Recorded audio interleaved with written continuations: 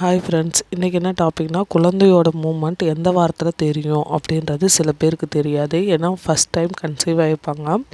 Second time conceive ஆகிறவங்களுக்கு எப்போ moment ஆகும், ஃபஸ்ட் டைம் கன்சீவ் ஆகிறவங்களுக்கு எப்படி மூமெண்ட் ஆகும் அப்படின்றத பற்றி பார்க்கலாம். அதுக்கு முன்னாடி நம்ம சேனலை சப்ஸ்கிரைப் பண்ணி பெல் பட்டனை கிளிக் பண்ணி ஆல்ன்ற ஆப்ஷனை கிளிக் பண்ணி வச்சுக்கோங்க. வாங்க வீடியோக்குள்ளே போகலாம். குழந்தையோட மூமெண்ட்டை வச்சு தான் குழந்தை நல்ல ஆரோக்கியமாகவும் நல்ல வளர்ச்சி அடைகிறாங்க அப்படின்றதையும் நம்மளால் கணிக்க முடியும்.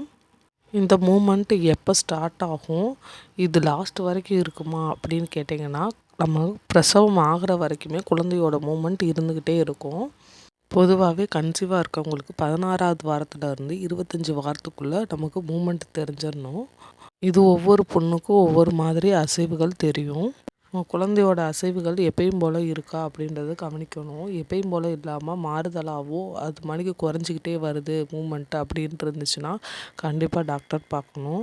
நீங்கள் ஃபஸ்ட் டைம் கன்சீவாக இருந்தீங்கன்னா உங்களுக்கு லேட்டாக தான் மூமெண்ட்டு தெரியும். அதாவது 18 வாரத்துலேருந்து 20 வாரத்துக்கு மேலே தான் நமக்கு மூமெண்ட்டு தெரியும். நீங்கள் செகண்டாக கன்சீவ் ஆனீங்கன்னா உங்கள் குழந்தையோட மூமெண்ட் சீக்கிரமாக தெரிஞ்சிடும். அதாவது 16வது வாரத்திலே தெரிய ஆரம்பிச்சிடும். குழந்தையோட அசைவு எப்படி இருக்கும்னா, ஒரு படபடப்பு இருக்க மாணிக்கும், ஒரு பட்டர்ஃப்ளை பறக்கிற மாணிக்கும் இருக்கும். சின்ன சின்ன பபுள்ஸ் வர்ற மாணிக்கும், அது மாணிக்கு யாரோ உள்ளே லைட்டாக தட்டுற மாணிக்கும் இருக்கும். இதைத்தான் குக்கனிங்னு சொல்லுவாங்க. குழந்தையோட அசைவுகள் நமக்கு தெரியாமல் இருந்துச்சுன்னா அதுக்குரிய காரணங்கள் இருக்குது. அதில் ஃபஸ்ட்டு ஒன்று வந்து ப்ளசண்டா வந்து ஆன்டீரியர் போஸ்டீரியர் இருக்கும். போஸ்டீரியர் இருந்துச்சுன்னா நமக்கு பின்புற ப்ளசண்டா, இதே ஆன்டீரியர் இருந்துச்சுன்னா வயிறுக்கு மேலேயே ப்ளசண்டா பதிஞ்சிருக்கும். அப்படி இருக்கும்போது நமக்கு குழந்தையோட மூமெண்ட்டு அதிகமாக தெரியாது. அது மாதிரிக்கு நீங்கள் ஓவர் வெயிட்டாக இருந்தாலும் குழந்தையோட மூமெண்ட்டு அதிகமாக தெரியாது. உங்களோட வயசை பொறுத்தும் குழந்தையோட அசைவுகள் தெரியாமல் கூட இருக்கலாம். குழந்தையோட வளர்ச்சி அதிகமாகும் போது குழந்தை உதைப்பது வந்து நன்றாகவே தெரியும். குழந்தை உங்களை தள்ளுவாங்க, நல்லா உதைப்பாங்க, அது மாதிரிக்கு அவங்க பிறழுவாங்க, அதெல்லாம் உங்களுக்கு நல்லாவே தெரியும். பொதுவாகவே 9 மணிலேருந்து 2 மணி வரைக்கும் நல்லா செயல்படுவாங்க குழந்தை. ஒரு சில குழந்தைகள் நைட்டு நல்லா சுறுசுறுப்பாக இருப்பாங்க. குழந்தையோட அசைவுகள் மூமெண்ட்டையும் கவனிக்கணும். ஒரு நாளைக்கு 10 தடவை உதைக்கிறாங்கன்னா அடுத்த நாளைக்கு அதே தடவை மணிக்கு உதைக்கிறாங்களான்னு கவனிங்க. அப்படி குழந்த வந்து உதைக்கலைன்னா அவங்க தூங்கக்கூட வாய்ப்பு இருக்குது.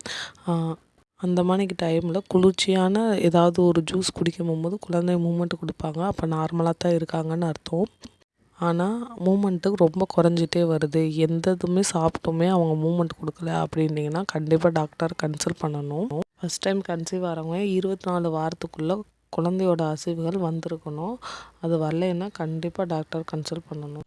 குழந்தையோட அசைவுகள் நல்லா இருக்கணும்னா உங்களோட அம்யூனிட்டிக் திரவம் கரெக்டான லெவலில் இருக்கணும். அது குறைஞ்சாலுமே உங்களுக்கு பிரச்சனை தான். குழந்தையோட அசைவும் கொஞ்சம் கம்மியாக ஆரம்பிக்கும். அப்போ நீங்கள் என்ன பண்ணணும்னா நல்லா தண்ணி குடிக்கணும். கன்சீவ் ஆன ஃபஸ்ட் நாள்லேருந்தே நல்லா தண்ணி குடித்தும் நல்ல ஊட்டச்சத்து நிறைந்த உணவுகளையும் எடுத்துக்கணும். மோஸ்ட்லி உங்களை இடது பக்கமாக படுக்க சொல்லுவாங்க. ஏன்னா குழந்தையோட வளர்ச்சிக்கும் உங்களோட ரத்த ஓட்டம் சீராக போகிறதுக்குமே அது ஹெல்ப்ஃபுல்லாக இருக்கும். அதனால் இடது பக்கம் படுக்கும்போது குழந்தை இடது பக்கம் உதைக்க ஆரம்பிப்பாங்க. குழந்த வந்து தூங்குகிற டைம் தவிர மற்ற டைமில் எல்லாத்துலேயுமே சுறுசுறுப்பாக இருப்பாங்க. நீங்கள் அவங்களோட பேசி பழகியிருந்தேன்னா உங்கள் குரலுக்கும் அவங்க மூமெண்ட் கொடுக்கலாம். அது மாதிரிக்கு வெளிப்புற சத்தங்கள் ஏதாவது இருந்துச்சுன்னா அதுக்கும் மூமெண்ட் கொடுப்பாங்க. குழந்த சாப்பிட்ட பின்னாடி உதைப்பாங்க. எதுக்காகனா குழந்தைக்கு வந்து திடீர்னு ஒரு சக்தி கிடைக்கிறதுனால அவங்க சுறுசுறுப்பாக செயல்படுவாங்க. அப்படியுமே அவங்க மூமெண்ட் கொடுக்கலன்னா சிறிது நேரத்தில் நடந்துட்டு உட்காரும் போது அவங்களுக்கு மூமெண்ட் கொடுப்பாங்க. அவங்க தூங்கிக்கிட்டு இருப்பாங்க, அதனால் மூமெண்ட் கொடுக்காம கூட இருக்கலாம். குழந்தையோட மூமெண்ட் 28 வாரங்களுக்கு அடுத்து வந்து நல்லா இருக்கா அப்படின்றத கவனிச்சிட்டே வரணும். அப்போ ரொம்ப நோட் பண்ணணும். ஏதாவது பிரச்சனையாக இருந்தால் கண்டிப்பாக டாக்டர் பாருங்கள். அவ்வளோதான் ஃப்ரெண்ட்ஸ். இந்த வீடியோ உங்களுக்கு பிடிச்சிருந்தா லைக் பண்ணி ஷேர் பண்ணி சப்ஸ்கிரைப் பண்ணிடுங்க. Bye friends.